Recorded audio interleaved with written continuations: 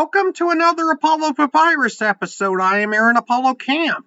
For this episode, my interview guest was a finalist in the 2022 When Words Count manuscript contest and is the author of the romance novel Life After Love. While Life After Love is a work of fiction, it is based on a real-life medical emergency her husband suffered. Her name is Lorraine Cover, and here's my interview with Lorraine. Lorraine Cover, welcome to Apollo Papyrus. Nice to be here. Thank you for inviting me. This is your first podcast interview by anyone, so feel free to introduce yourself to our listeners. Sure. I live in Jacksonville, Florida with my husband. We're high school sweethearts. I have two daughters, a grandson on the way, and I just recently published my first book at the ripe old age of 57.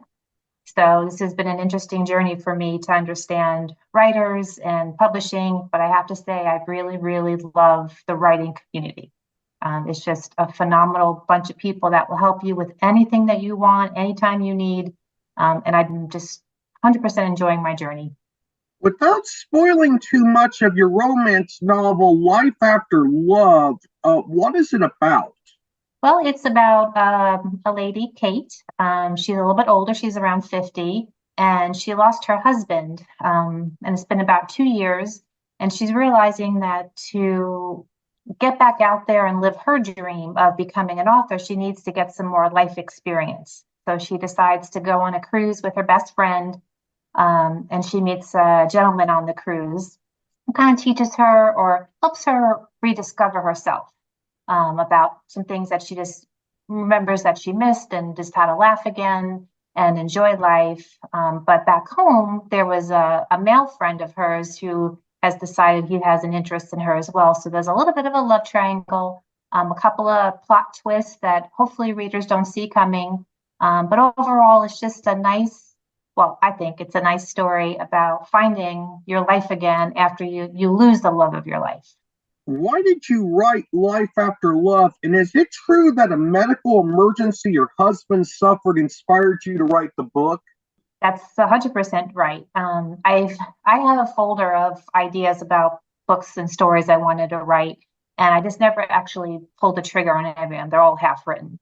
But I guess it's been about 6 years ago. And I remember this. It was Halloween, and it was just the two of us. We were having dinner. And we're driving home, and he says, I don't feel so good because my heart is like skipping or racing, and he really did not feel good. So we called his doctor, and the doctor's like, you need to get to an emergency room. And we're driving over there, and we were in our 50s, so we're like, this is, nothing's going to happen. This is just probably indigestion or something. But then he says to me while we stopped at a light, he says, if anything happens to me, I want you to go on with your life. I don't want you to, sit around and be sad and all that. And it just hit me that, fortunately he's fine and, he's been fine since, but it hit me at that moment until we knew that what was going on, that could be a thing. And it's a thing for people all over the world. And, it's not like it doesn't ever happen. And I started thinking a little bit about what it would be like about for myself. And I just wanted to draw on that experience and maybe help other people that are going through it to get through moving on. It's different for everybody. Everybody has their own healing, but just to know that you're not alone, and maybe and make some people laugh, maybe make some people cry, and hopefully just entertain some people with the fun story. How long did it take you to write Life After Love? Well, sometimes I'll say it took me 50 years to actually get something out on paper. But once I committed to the idea, it was just such a back and forth. I think overall it was probably a 2-year period. Because what happened was I was having trouble writing a novel because I could have a movie in my head. So somebody said, well, why don't you write a screenplay? I don't know how to write a screenplay. So I got a book. A friend of a friend knew somebody who wrote a screenplay, got some help.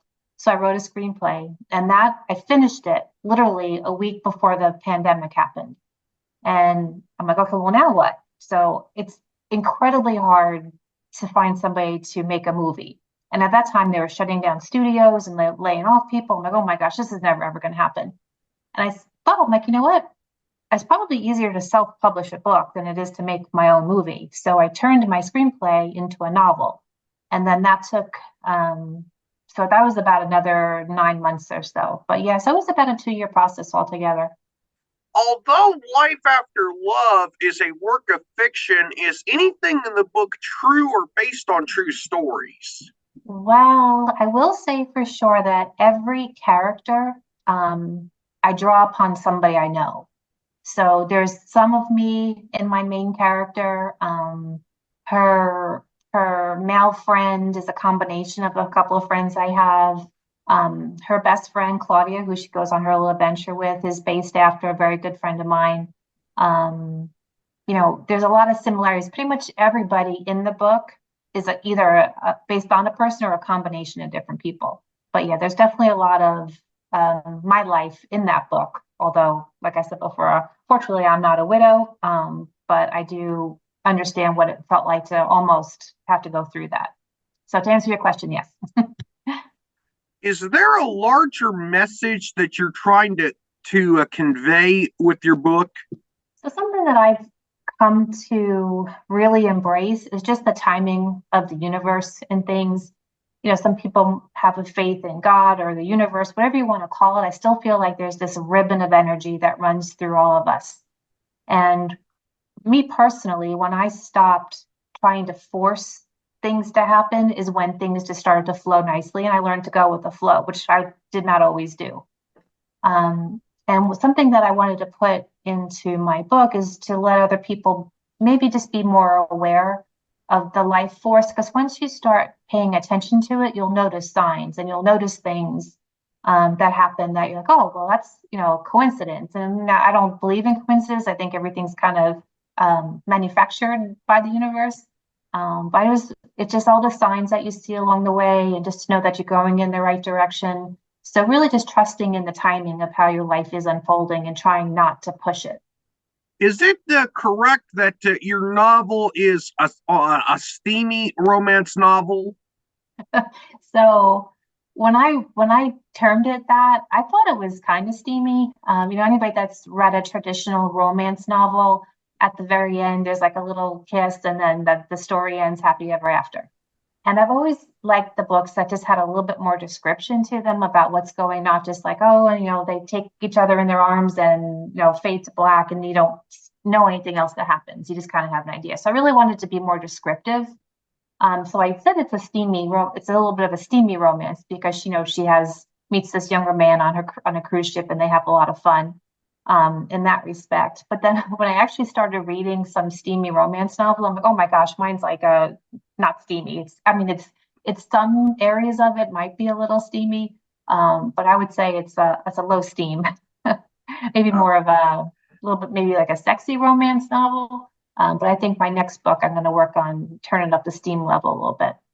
Is your book self-published, traditionally published, or published by a hybrid press? So that's another interesting story. I entered a contest with my manuscript, and I was a runner-up. And one of the judges is a hybrid publisher. So although I didn't win the contract, he said he liked my book enough, and he offered me a contract anyway. So it's a publisher out of Connecticut. They've published a lot of really, really good stories.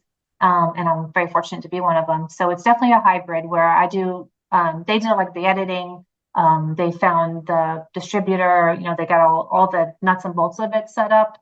But then really now the marketing part of it is pretty much all on my shoulders, which is another new experience for me. A sequel to Life After Love is in the works, from what I understand. And could you give our listeners a preview of your planned sequel without spoiling too much of it?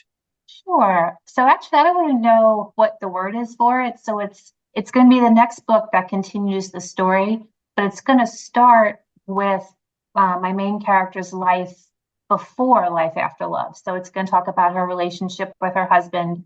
It's going to talk about the relationship with her best male friend, how that started, how their lives were intertwined. So that's like a prequel. But then I'm going to shift probably halfway through to now, okay, so now Life After Love has happened. where does Kate go from here? She had plans to meet up with her shipboard romance. So the story's going to continue that way. So I guess it's a sequel, prequel combo. You mentioned in 2022 you were a runner-up in the When Words Count manuscript contest. And what was it like to participate in a manuscript contest? Well, for somebody that's never done that and has definitely a level of comfort with some things and not others, it was unnerving to a degree. But I learned so much, and I think it just helped me grow as a person. Like before this, I never would have signed up to say, "Oh yeah, let me do a podcast. Let me talk in front of people that I don't know." But the contest, you had to put together a marketing plan, and they had 3 judges, and you had one-on-one sessions with them, and you had to, just kind of, and there were the other participants too, where we all, had to talk about our books and talk about this, and it was definitely something that moved me out of my comfort zone tremendously, and I'll look back on it. And not only have I become great friends with the other writers that ended up being the semifinalists, but just the experience of being in that community made me realize this is what I want to do for the rest of my life. My final question, what advice do you have for those who are considering becoming authors? Ooh, that's a good one.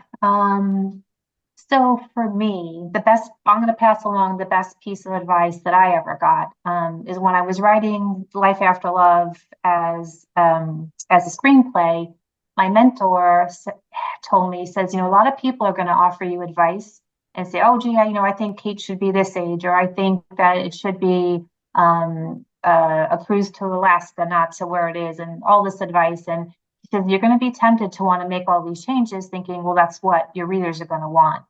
And he says, what you really want to think about is, does that suggestion or that piece of advice, does that resonate with you?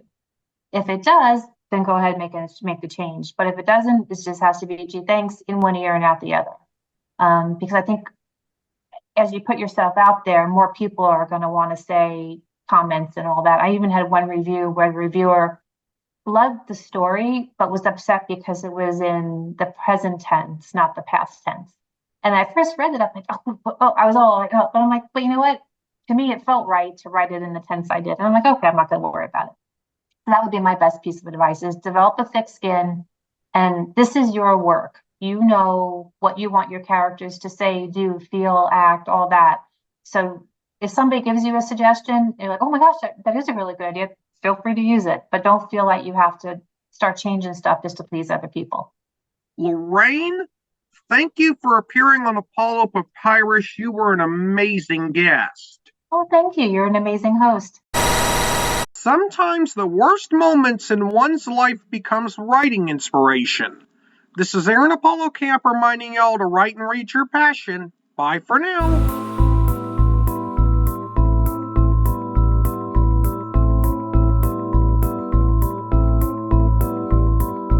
Remember to subscribe to the Apollo Papyrus YouTube channel at www.youtube.com/@ApolloPapyrus and the Apollo Papyrus Substack newsletter at apollopapyrus.substack.com. Y'all can visit the Apollo Papyrus website at campaaronapollo.wixsite.com/Apollo Papyrus and follow Apollo Papyrus on Threads, Instagram, Facebook, and Tumblr at Apollo Papyrus. Copyright 2024, Aaron Apollo Camp, all rights reserved. This podcast episode is intended for the private listening of our audience. Any reuse or retransmission of this episode without the express written consent of the podcast host is prohibited, except under fair use guidelines. Royalty-free music and sound effects obtained from https://www.zapsplat.com.